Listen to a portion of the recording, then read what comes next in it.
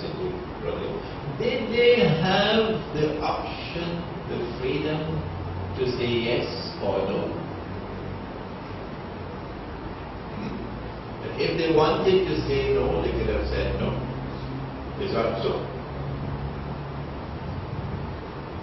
How come we so quiet now?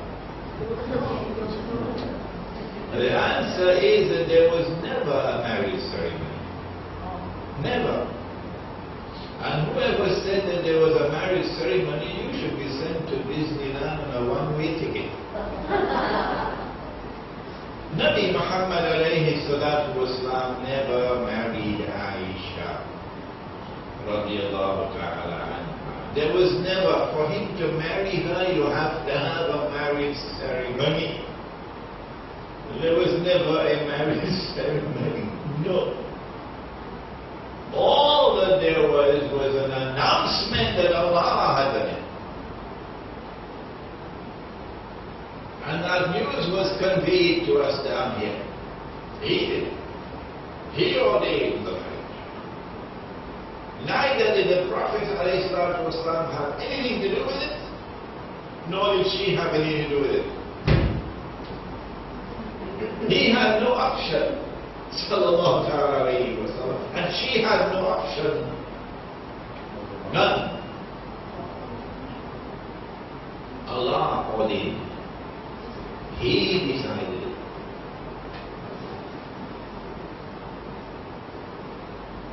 And to say that the Prophet married her at the age of 6 is false.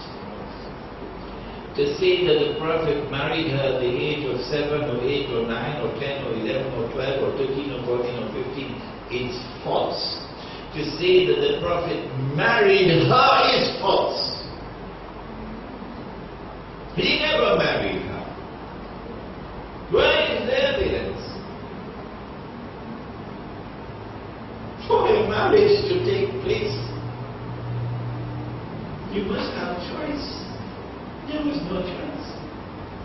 Once Allah had announced, this is your wife, that's it. That's it.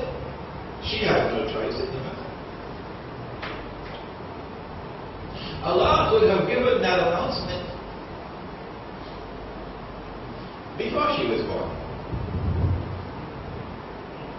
That a child is going to be born, and that child will be your wife.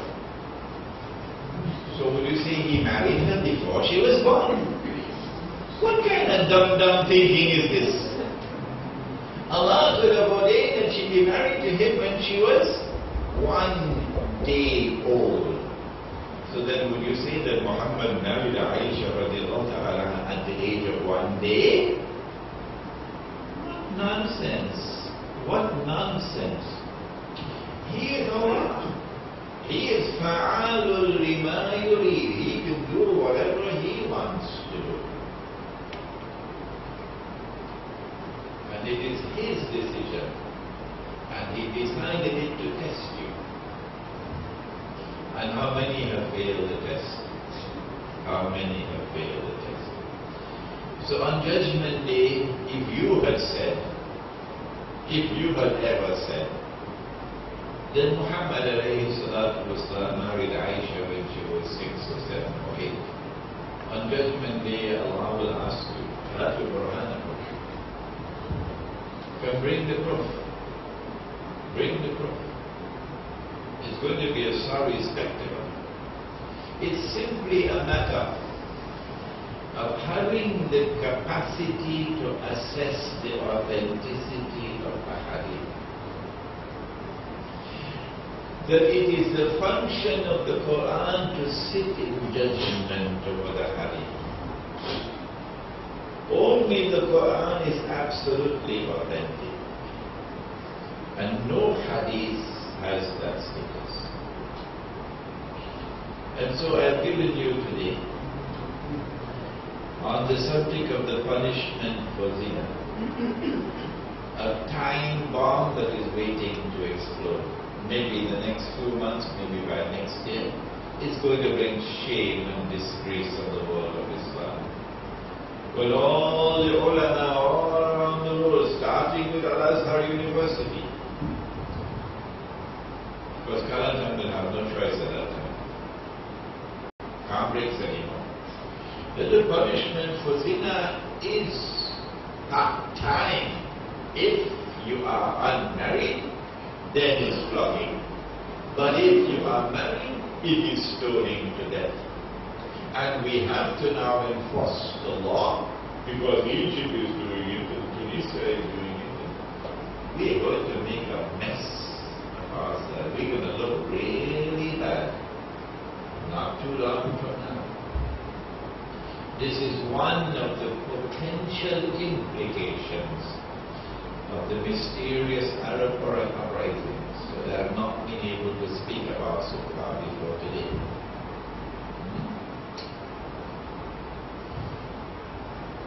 The subject goes on even more embarrassing than what I've so far expressed to you. It's even more embarrassing. Remember it was Surah Al-Baqarah where Allah speaks about Nas. What verse was it? 106, mashallah, you're not sleeping, good. 106, Surah Al-Baqarah.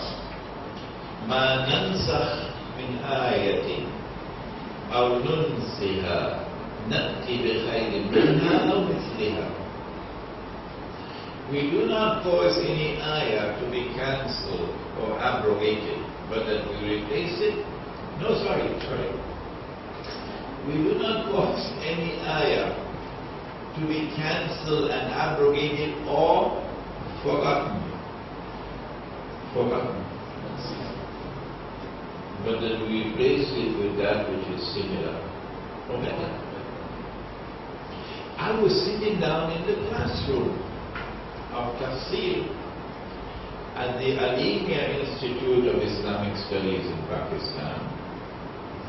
I must have been about 23 years of age at that time. And in the classroom, sometimes we used to fall asleep in the classroom. I admit that. But what happened that day caused me to wake up from my sleep. The teacher said that there used to be a verse of the Quran here, Surah An-Nur, and it's no longer in the Quran. So I said to myself under my breath, I couldn't say, Lord, what nonsense is this I'm hearing? When you're 23 years of age, you could say that. What nonsense is this I'm hearing? That there used to be a verse of the Quran here, is no longer there.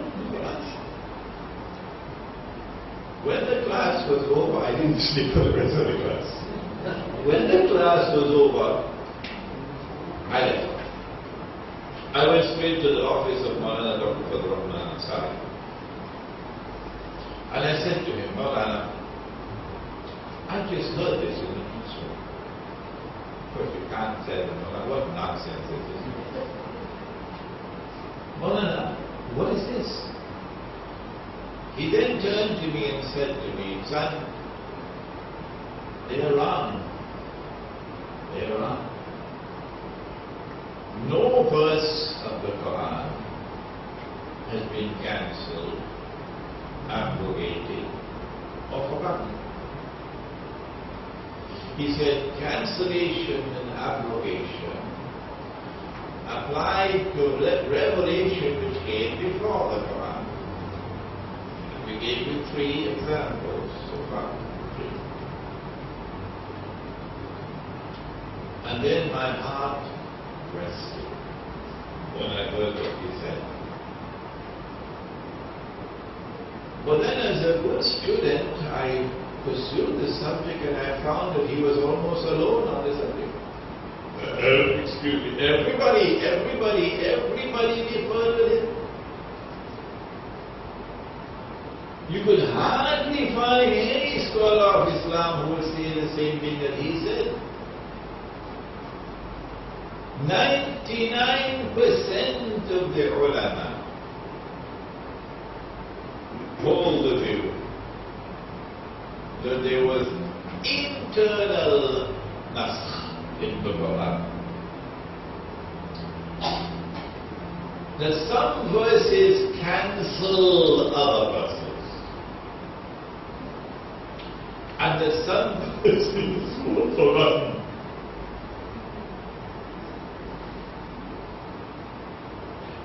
And there were many different lists that were compiled. Some scholars giving us 49 instances of nasq in the Quran.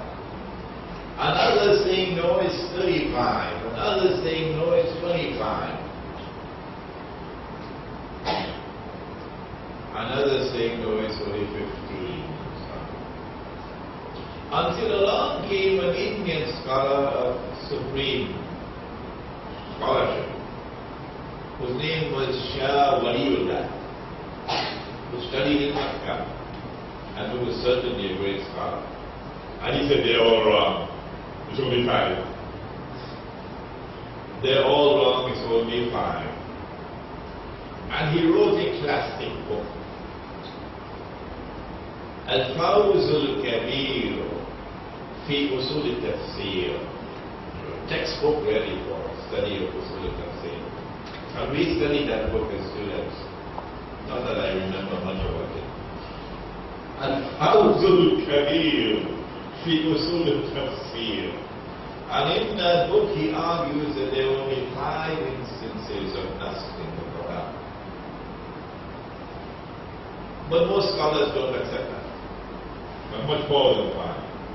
And then in Pakistan I met another great scholar who was a medical doctor who gave up his medical practice and devoted his entire life to the study of the Quran and preaching the Quran. Dr. Israr Ahmad Marhoon, he passed away recently, may Allah have mercy on his soul and grant him Jannah. Ameen. And Dr. Israr Ahmad said to me that if I work on it, I can make it 3. I can make it 3. And here Dr. Ansari saying, none. None. The amazing thing is that Dr. Ansari is correct. If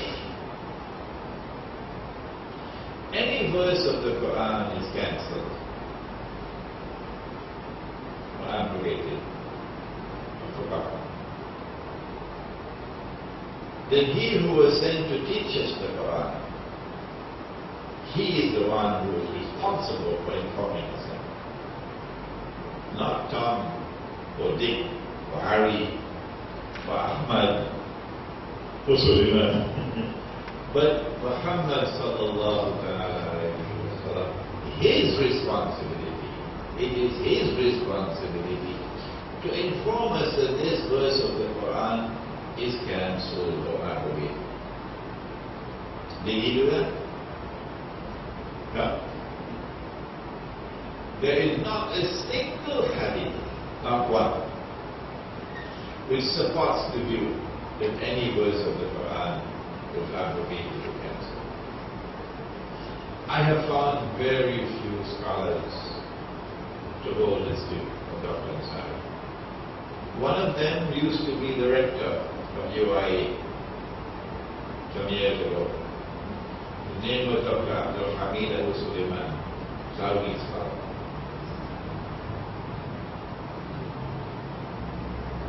But I don't think he publicized his view very much. The other was another Pakistani scholar who wrote a tafsir called Tadabbur al-Quran. Amir Ahsan Islahi is his name. And that tafsir is being translated into English, meticulous translation.